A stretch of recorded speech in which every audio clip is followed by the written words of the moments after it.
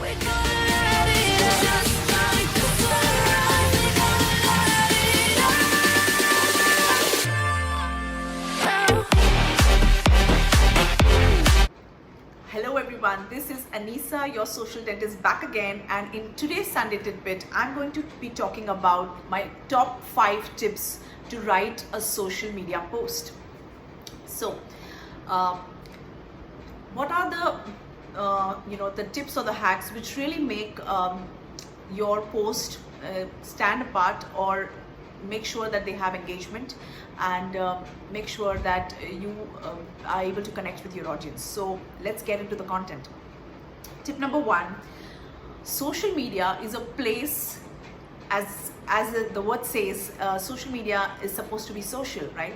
So keep your post very casual and very conversational, because you want to be social on social media. And so whenever you write a post, make sure that it is in a very casual manner and it has a lot of conversational, it's in a conversational style. So that's my tip number 1. Tip number 2 is something which I talk about all the time, is in my branding as well as in all my content courses, and that's actually storytelling.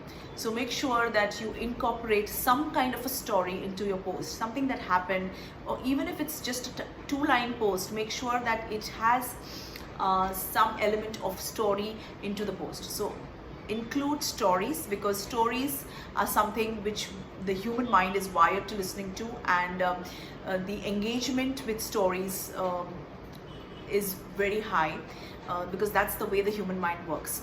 So storytelling actually in marketing is a very big way of getting to connect with your customers in today's era of information overwhelm, and I really can't stress that enough. So include storytelling in your post. That's my tip number 2. My tip number 3 is be very careful of your spellings, your grammar, and even when to use capital letters. So as far as social media is concerned, I don't think many people are aware, but the fact is that if you write all caps in social media post, it is generally considered rude. Okay, so avoid all caps, because it's almost like shouting on social media. So unless it is something which you really want to you really want to shout out and tell your audience, stay away from caps, although sometimes you can use it, but mostly stay away from all caps. What you can do is make every letter capital of the sentence if you want for emphasis. Okay, and you can also include a lot of emojis, because then the style becomes conversational style, as my tip number 1 suggested. So make sure your grammar is correct, make sure the spelling correct, make sure you use capitals very sparingly, and make sure you use a lot of emojis. So that was my tip number 3. My tip number 4 is space your sentences. Very, very important. You don't want a big chunk of paragraph there with a lot of text, because what happens is the eyes, when you're scrolling, people are just skimming through the content, and people can really get overwhelmed with the big blob of text in the form of a paragraph. And so you want to space out the sentences, you want to space out the lines when you write a social media post. So that's my tip number 4. And my final tip is one of the most important ones, and that is have a very catchy headline. Okay, because most of the times people are just scrolling, they are just skimming through the feed, right? People are skimming through the content. So unless the headline is strong enough, it is catchy enough, only then people are going to read your post. Research suggests that 80% of the post, whether it will be read or no, the entire 80% is the headline. 80% of whether the post will be read or no is completely dependent upon the headline. Okay, so headlines are very, very important. Your opening line or your headline is very important, and especially for things like a blog.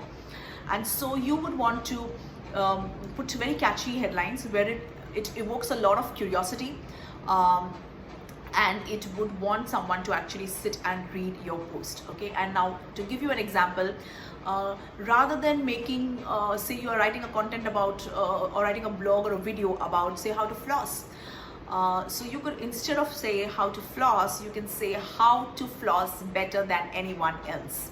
Okay, Or so for example, if you want to say, so if you're a periodontist and you're making a content on gum disease and heart disease and how they're related, so instead of saying the relation between gum disease and heart disease, you could say the shocking truth about gum disease, something like that. So I hope you got the gist of this. So make sure that your headlines are very catchy and your headline garners the attention of the viewer as well as evokes the curiosity factor.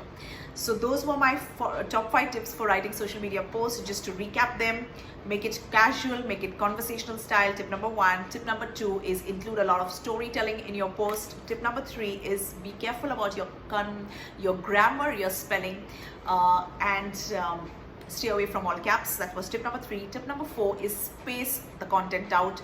Make sure you include enough spaces instead of giving that one big paragraph there. And finally, tip number 5, the most important one, is to use a very catchy headline. So I hope you enjoyed today's Sunday tidbit about the 5 top tips to write social media posts. I will see you next Sunday in another tidbit.